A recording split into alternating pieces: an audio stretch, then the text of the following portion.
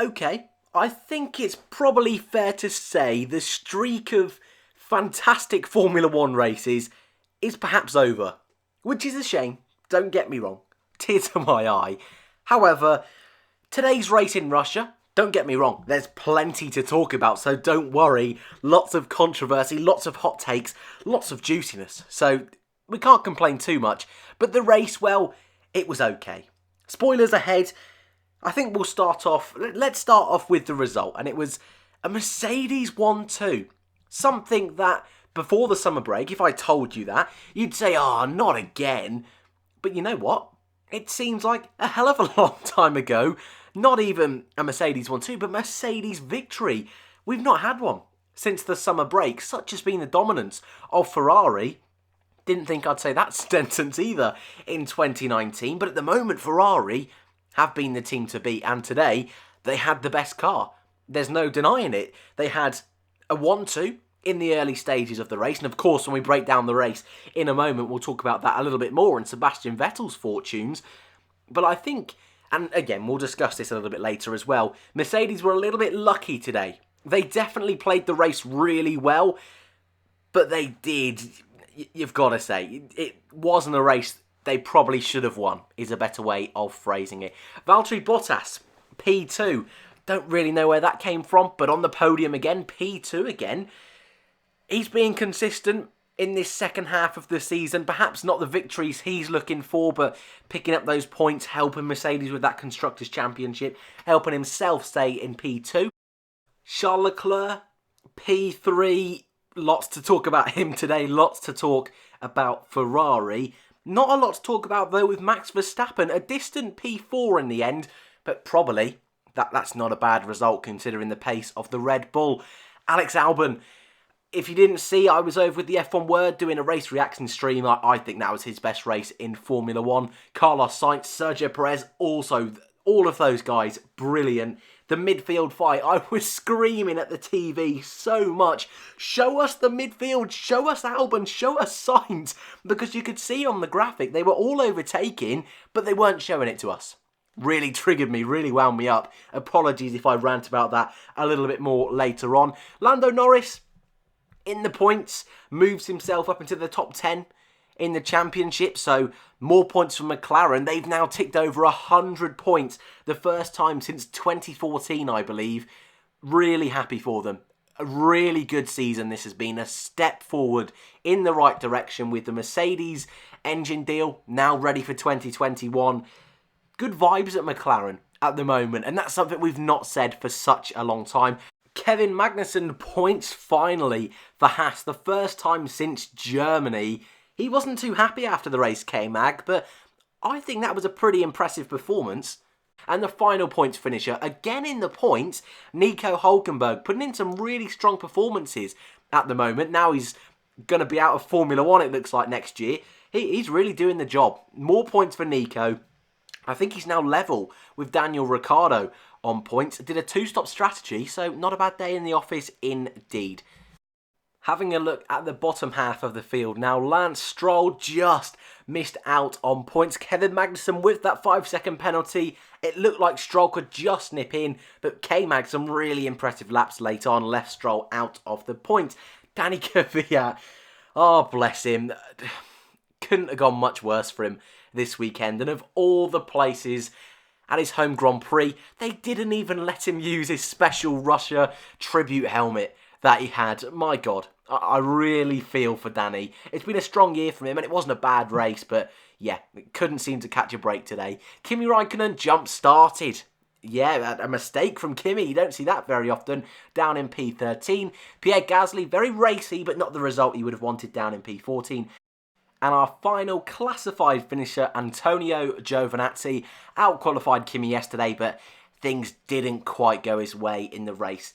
Today, 5 non-finishers. You don't usually see that in Sochi. Robert Kubica and George Russell failing to finish. It's the first time this season Williams have had a double DNF. I was going to say no points finish, but that's happened more than once this year. Sorry, Williams fans. Robert Kubica, though, it's the first time he hasn't finished a race in 2019, so there's a fun fact for you. Sebastian Vettel, well, he was definitely in the spotlight today. Not necessarily for dreadful reasons on his part. However, there was definitely some inter-team squabbling at Ferrari we will talk about. Daniel Ricciardo out very early on in the Grand Prix after damage sustained with his contact with Romain Grosjean, who also didn't finish the Grand Prix. Yesterday we started from the back, so we started with Albon and Kvyat. I'm going to start from the front today. And actually, you know what? We haven't done this for a while. We're going to go through just how the race unfolded, because I think the key place to start is the start of the Grand Prix and is the team orders at Ferrari. So, Leclerc on pole, Hamilton in second, Sebastian Vettel in third. Ferrari trying to be sensible and have their thinking hats on, although it was more like tinfoil hats on today, said, look, Charles, if you stay on the left or move over to the left and give Sebastian the slipstream, what that'll allow Sebastian to do is overtake Hamilton. Also, it won't give Hamilton the slipstream and it will get us a 1-2. That's exactly what happened. Usually the driver on pole sticks on the right-hand side and the person in second slips behind them and takes the lead. Ferrari tried to do it different and it worked perfectly. Sebastian Vettel took the lead, Leclerc was P2 and Hamilton was P3, although Carlos Sainz was P3 for a moment. That was awesome to see. There's an image a little bit later on of the two Mercedes and the two McLarens next to each other on that opening lap. I think quite a few of us had a bit of a smile on our face when we saw McLaren trying to stick it to Mercedes. You don't say that very often.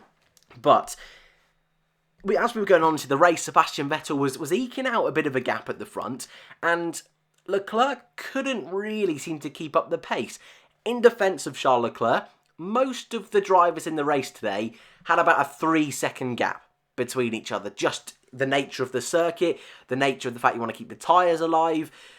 However, that 3-second gap was becoming a 4-second gap, and Sebastian Vettel was really taking control of the lead. Something we've not seen very often in 2019. And to me, it felt like the Sebastian Vettel of old today, because Leclerc came on the radio. Actually, the team came on the radio first and said, look, Leclerc, don't worry, we're planning on doing the swap.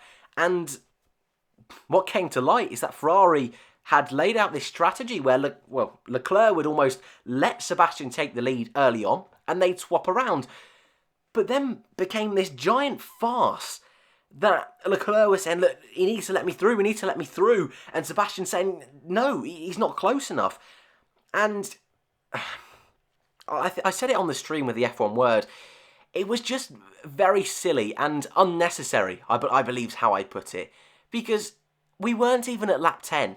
We had the entire Grand Prix to play out at this point. Now, Sebastian Vettel was comfortably in front.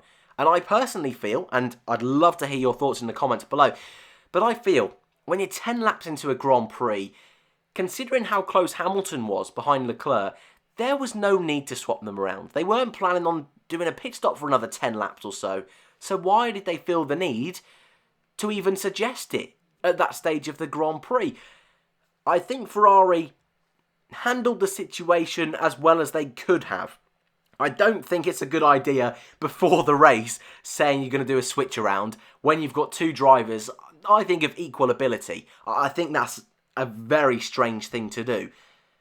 So, considering that had been agreed, considering Vettel was gaining and pulling away from Leclerc, that they had two unhappy drivers. So, the fact that they swapped them through the pit stops, did the undercut with Leclerc, I think from a Ferrari side of things, that was probably the most sensible way of doing it. However, you still ultimately end up with two unhappy drivers, because although Leclerc's leading, he knows that Sebastian wasn't willing to stick to what he said before the race.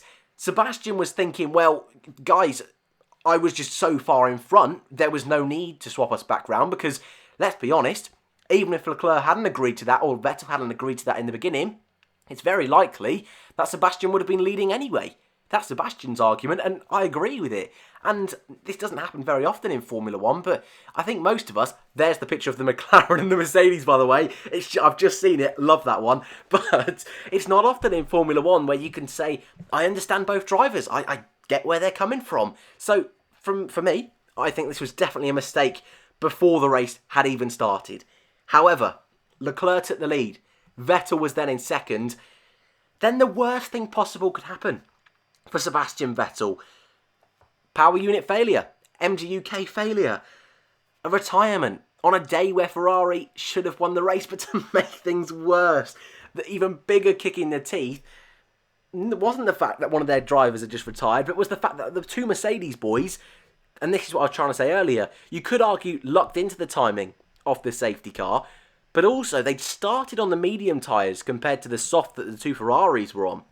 That meant Mercedes could go a little bit longer, stop later, more of a chance for a safety car to happen, and of course it did, a virtual safety car at first, but what that did was gave Mercedes a free pit stop. Charles Leclerc slotted into P2 behind Lewis Hamilton, and I think Leclerc was... he can't be that angry because that's the way of Formula 1. Paul di Resta perhaps suggesting that they should close the pit lane during virtual safety car, which is an idea.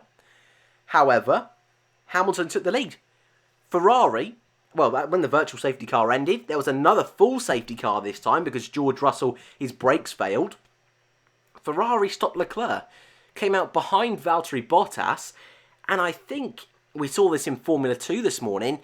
I don't think anyone expected the slipstream to be so rubbish. It just didn't have the effect that we've seen so far in 2019.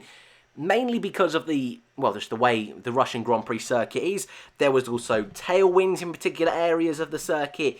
Didn't help the slipstream whatsoever. So overtaking was very difficult, to put it lightly. I'm sure guys like Leclerc, even Valtteri Bottas at times would put it a little bit more harshly. However, overtaking was difficult. And Leclerc consequently couldn't get through. Mercedes gifted a 1-2 pretty much on a day where it looked like Bottas wouldn't be on the podium and Hamilton would be a distant P3. I think I've covered everything I want to there with Mercedes and Ferrari. Again, a lot of this race at the front just revolved around that Ferrari kerfuffle, team orders. For me, it just comes down to the fact they shouldn't have even considered that option at the beginning of the race. They should let their drivers race. We say that so often, and yes, occasionally it can go wrong, but that's Grand Prix racing. And today, Ferrari, and we've said this before, they were their own worst enemy. Should have been a Grand Prix victory, come away with 15 points. Mercedes now going to Japan in 2 weeks' time, potentially being able to seal up the Constructors' Championship. Yeah, not a good day for Ferrari. And Mercedes, like I say, not really much to say. Played the alternate strategy, worked into their hands beautifully, and another Grand Prix victory. Lewis Hamilton, I think, a little bit shocked after the Grand Prix today, was really happy on the team radio. We'll go through the rest of the grid order, because that was the main highlight of the Grand Prix, but I think some of the best racing came in that midfield. And again, that's not the first time in 2019 I've said that. Max Verstappen started P9, worked his way through the field fairly quickly in that first stint. Nothing too much of note. I think it's just a classic Verstappen performance. I mean, a couple of years ago, if Verstappen went from 9th through to 4th, we'd be heaping praise on him. Now, we just expect that from him. Such is the level of Max Verstappen in 2019. However, like I say, got it done very early on. And to be honest with you, it was a pretty quiet race from there on, from the Flying Dutchman. But his teammate, again, I said it earlier on, for me, that was his best race in Formula 1. You could look at races like Spa, you could look at races like China. He had a really good race in China. But I think today, China you can overtake. Russia is notorious for being difficult to overtake. Started from the pit lane, worked his way through at the safety car, restart, made a double overtake. He made a monstrous overtake on Danny Kvyat up the inside of turn 3. Awesome. Loved that one. Never guess what my overtake of the day is later on. But Albon once again proving, at least to me anyway, he deserves a chance at Red Bull. And is proving, okay, even if they don't keep him, I think he's done very well in these few races. This is his 4th Grand Prix? 4th Grand Prix, yeah, with Red Bull. And I think he's doing a good job. I think he's doing more than a good enough job, considering this car is a car that was made for Max Verstappen, considering this is Albon's first year in Formula 1. He's not even done a season yet.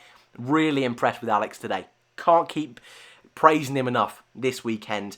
After that crash in quali as well, you could argue that his confidence would have been down a little bit, but it did not show whatsoever. The Chile Master Carlos Sainz himself, the smooth operator, whatever nickname you want to give him, he lived up to all of them today. Really strong job again from Carlos at the front of that midfield.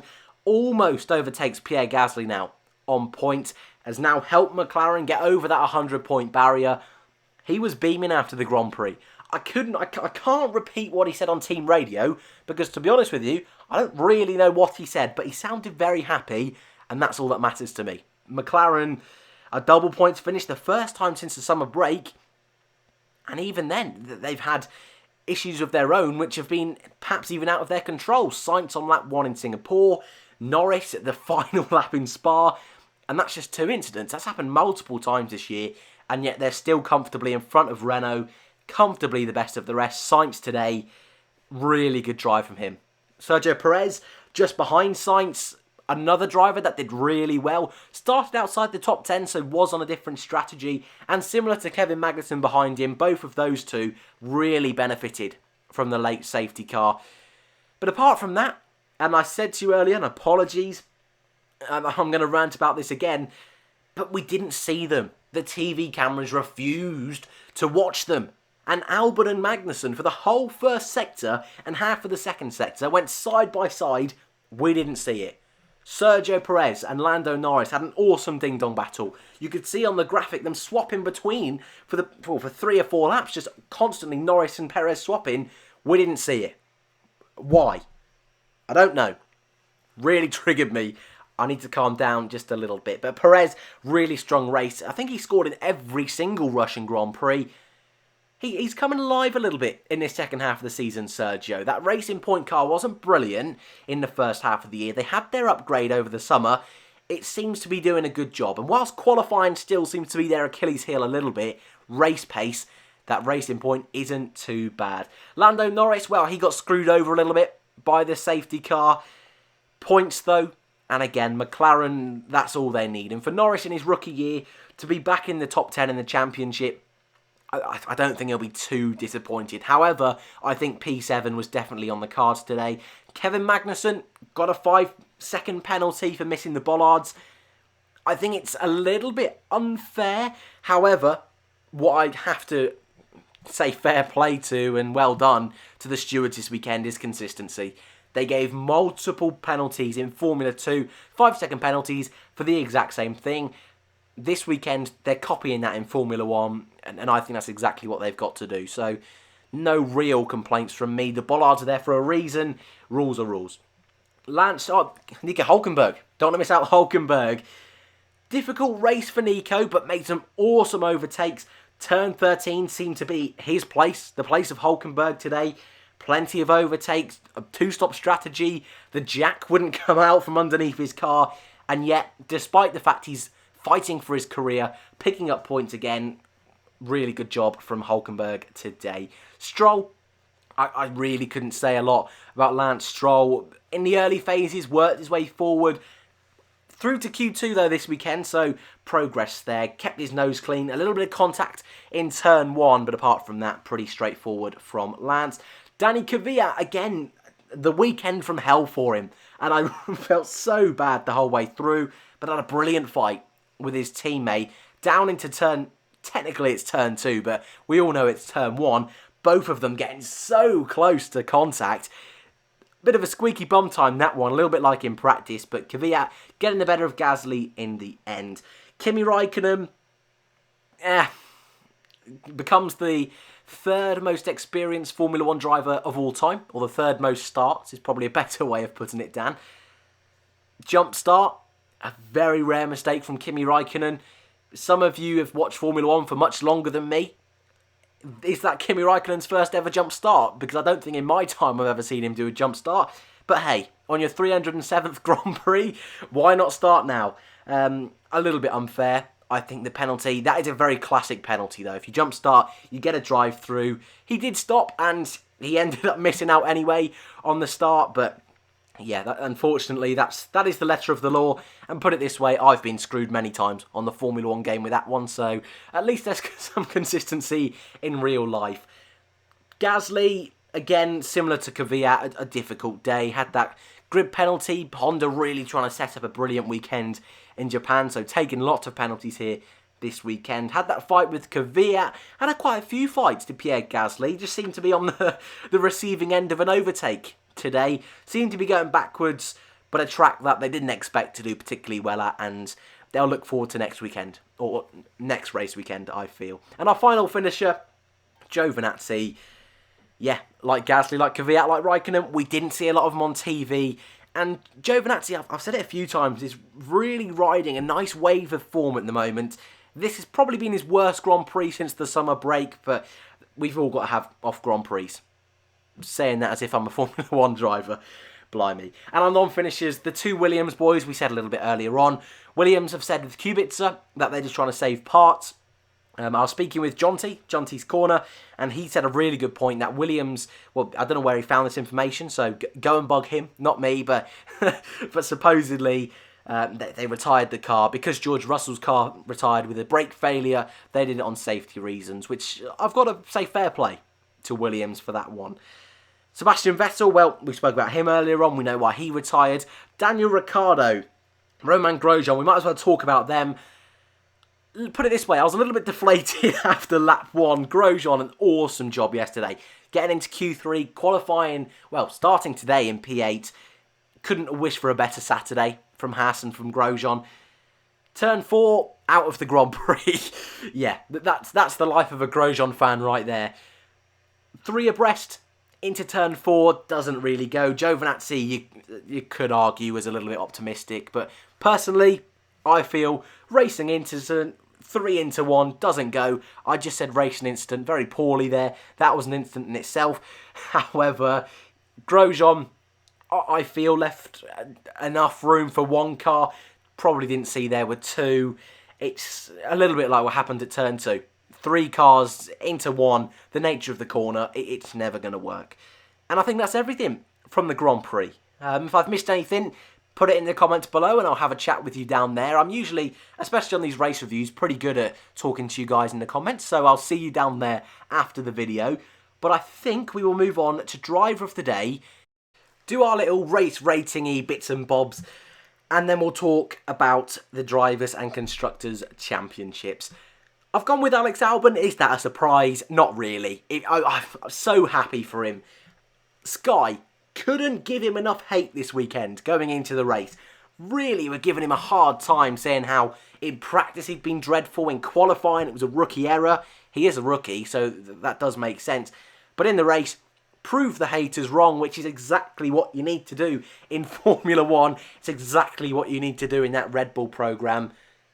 Couldn't have been better for me today with Albon. Christian Horner said he'll hope for a P6, so to end up with P5, big thumbs up from me. The Chili Master, I've actually got him on the right-hand side of the screen there. Should be swapped around with Sebastian Vettel, but he is my de facto second place driver of the day. Another really strong job from Carlos. And Sebastian Vettel, he was the fan driver of the day, and I imagine a lot of you will be surprised I've not gone with him. But I always say this, and I like to be consistent with these kind of things. If a driver doesn't finish the race, or at least doesn't make it halfway, I personally struggle to give them driver of the day. Although the retirement wasn't his fault, I can't do that. But I've given him third, so that's alright, I hope. Please don't bully me in the comments. Team of the day, Red Bull. Maybe should have gone with McLaren. I don't know. Starting 9th and starting from the pit lane to end up 4th and 5th, I know they're the 3rd best car.